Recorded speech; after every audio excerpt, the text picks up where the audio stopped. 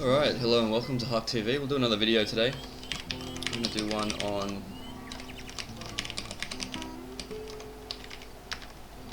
We'll do one today on movement practice, crosshair placement, and just some basics about shooting. So this is what we call a drill. It's, I guess, how I know drills is from swimming or table tennis when I used to play. It's not necessarily jumping into a server and hitting a wall. It's just something that you do on the side so that you can practice something that you can practice. And you're not just practicing random stuff, you're practicing stuff that you use in scrims and matches. I'll probably do 3 parts to this video. One of them will be movement, one of them will be shooting, and one of them will be like a crosshair placement drill. And it's all about becoming really fluid with your movement and having the ability to do everything perfectly without thinking about it. So I'm sure everyone likes the sound of that. I'd like to be able to shoot perfectly. So, let's have a look at our options for stepping and movement. Let's say that we're in a firefight here. Actually, for the purpose of the video, we're not in any firefights because we're not in a combat situation. We're simply doing a drill. So I want everyone to understand the value of practicing things in a server with no one on the other team. So we got styles of movement. Everyone likes to strafe step. They go, you know, strafing left to right is something that it's pretty common. But what we want to be able to do is strafe effectively. So we want to minimize the time that we are stationary without shooting. We want to maximize the acceleration and the deceleration of which we move, and we want to maximize our accuracy when we do shoot. So how do we tie all those things together? Alright, I'll show you something. We'll look at the bullet holes when I'm moving, and we'll just say that while I'm moving, I'm pretty sure it's not going to be accurate.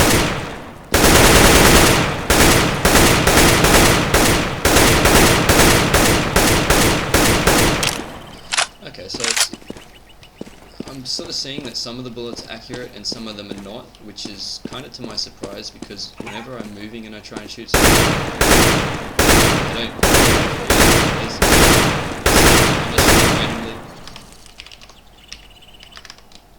I'm just shooting randomly and moving at the same time, and it's definitely making it very inaccurate. So how I've kind of established the I guess the way of understanding how movement affects your accuracy is that I'll use this crosshair to demonstrate.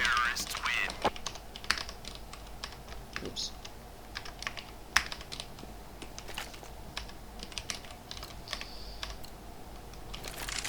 Let's go, my friends. Now this is a bit of a weird crosshair.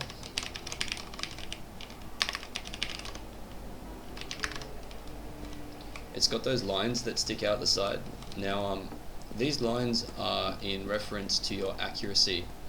So right now my I guess what you'd call it is like a debuff to your accuracy. It's at maximum because these 4 outer dots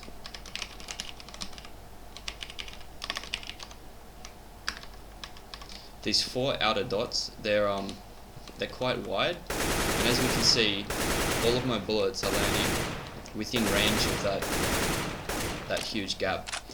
So it's not really ideal when we want to be able to shoot someone. I'll just make it a little bit bigger. Now we can see them a lot better. Most of the bullets are going within that range.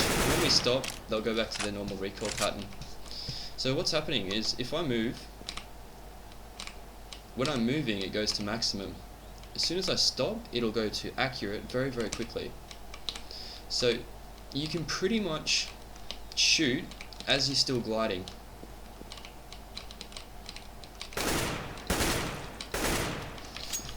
You don't really want to be shooting by going, I'll do it in slow-mo. So you strafe out, and then you aim, and as you aim, you don't want to be strafing back in. So you don't want to go like that, because you won't get an accurate shot. So essentially what you're doing is you're going, let's say that we forget the initial peak, like we're not doing that, we're just here, and a guy comes out. We're not going to go like like that, are we? So what would be the point in going like that and then going like that, right? So how do we want to take this and get the most out of our bullets? Is, well, we want them to be accurate, so how do we do that? Well, what we'll do is just go, and I guess by being accurate, you are exposing yourself to being stationary and allowing them to take the shot. And this is something that you can adjust, is how quickly you peek. You know, you might do it very quickly like that. So we'll talk about some drills that we can do just to practice our movement. So you've got the single corner peek. You want to be able to get a shot in that range of the corner just with one peek.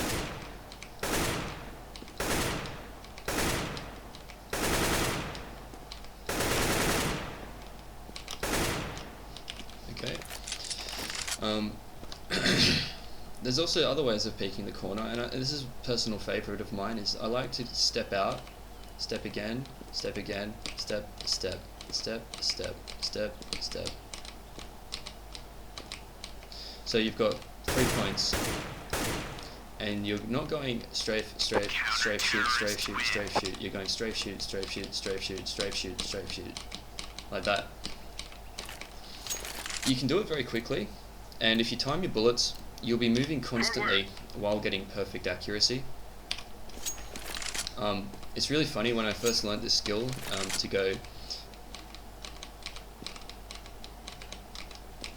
to do that 3-point movement, I actually found that it's really hard for other people to deal with. Once they miss a few bullets, they really can't recenter their aim. I mean, they can and they can't. Like, you'll find that if you practice your movement and you if you combine your movement and your shooting as a fluid effort, they both complement each other. So instead of being really great at aiming and shooting, but your movement is off, you'll find that you miss a lot of shots by like still moving, and you'll complain and be like, it was right on his head. And you know what, it probably was, but you just weren't doing it right. That's why you didn't get the result. So this is why you need to practice these drills, is so that you can do it without thinking.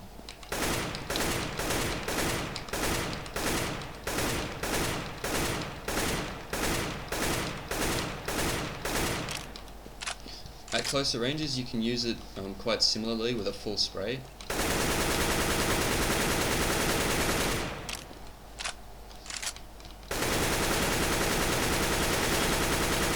Most of the bullets are accurate, and you want to be doing this stuff against bots, and you want to be doing it against bots to test its consistency, to see what works best, and stuff like that. And we'll also do another one with crosshair placement. So I'll just go back to my old crosshair, the one I like.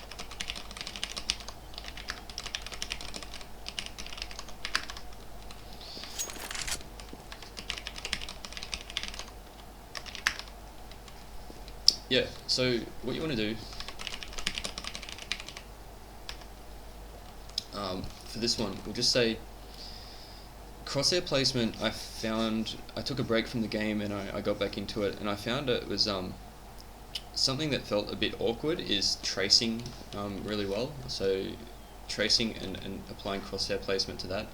I like to trace a little bit into the corner. I find that it gives me time to react, and if I'm always aiming a little bit into the corner, I only have to go right to aim at someone that's coming around a left-hand corner. Same as if I come around a right-hand corner, I'll always aim a little bit to the right, so that way I only ever have to aim left when I'm coming around the corner. And instead of having to decide, like, instead of going like this and being like, okay, and then say you see him but he's there, you have to make a decision in your head to do a quick flick that way or that way. And it's something that the brain processes. It takes about an extra 0.1 of a second to make that decision, is to left or right aim. If you do it in a way where you're only having to aim one, I'm not saying do it like that, but this is just what I do. I only have to aim in one direct, like in one way when I actually come around the corner. We must move. Alright, so we'll give you guys a couple of tips on crosshair placement and how to use that effectively. Also how to aim without really aiming. So I know a lot of people, they aim by they specifically like look at their mouse and they look where their crosshair is. I find the best focal point is to focus on the map around your crosshair and to gauge it as if it was real life, like it's a 3D setting and that's the actual distances. So energy flows where focus goes is the same, and how that applies to crosshair placement is that if you if you're focusing on your crosshair and there's an enemy there, it'll be a bit weird to sort of just flick into your peripheral.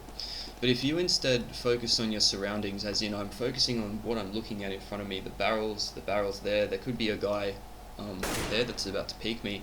But if I'm focusing on my surroundings and less about looking at my crosshair directly and making sure the crosshair's on their head, if I focus on where I want the crosshair to go, my body will do that naturally just by having done so much practice over the years. It's just so easy to be fluid with it. So crosshair placement. Let's look at your the distances on the map. This is sort of like short mid-range distance. So if we're coming around that corner now, I guess all we're focusing on is the distances that we are going to be aiming at. So right now I'm coming around a corner, and I'll say this is like mid to long range distance. You sort of immediately know when you see someone, they could be in a range on your screen of that range, and I'll say that's about 1 inch on my screen. When you need to shoot someone in that range, you're anticipating that you don't need to move very much to make the flick, so you shouldn't be doing these big erratic moves like that. It should just be minor adjustments because of the anticipated range that you'll need to move. So you're coming down here and you sort of know that you might only have to ever flick to there, really. That's the main one. But your aim should be very, very smooth when it's pulled off. Okay, so here's the tip for this crosshair placement session: is focus on where you want the crosshair to go, focus on where you think their headshot height will be, and also the timing gap. So include the time it takes for you to react, as well as the time it takes, like the distance that they'll be around the corner. So that'll be something that's going to be quite consistent, although people will move differently to everyone else at times. So it's not going to work all the time, but just find something that works for you, something that you're comfortable with. Some people just aim on the line when they go around the corner. That way, if there's ever anyone there, they just start shooting immediately. They just start shooting. I mean, I'm not saying either way is right, but I guess what both people do in this situation is they pick something that does work for them, and they execute it, they stick to it.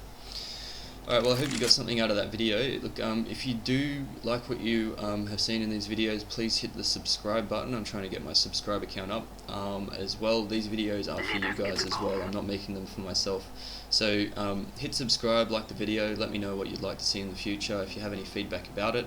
Also, if you do have anything that you need help with as well, just leave a comment and I'll try and make a video to cover that. Alright, bye for now, and see you next time.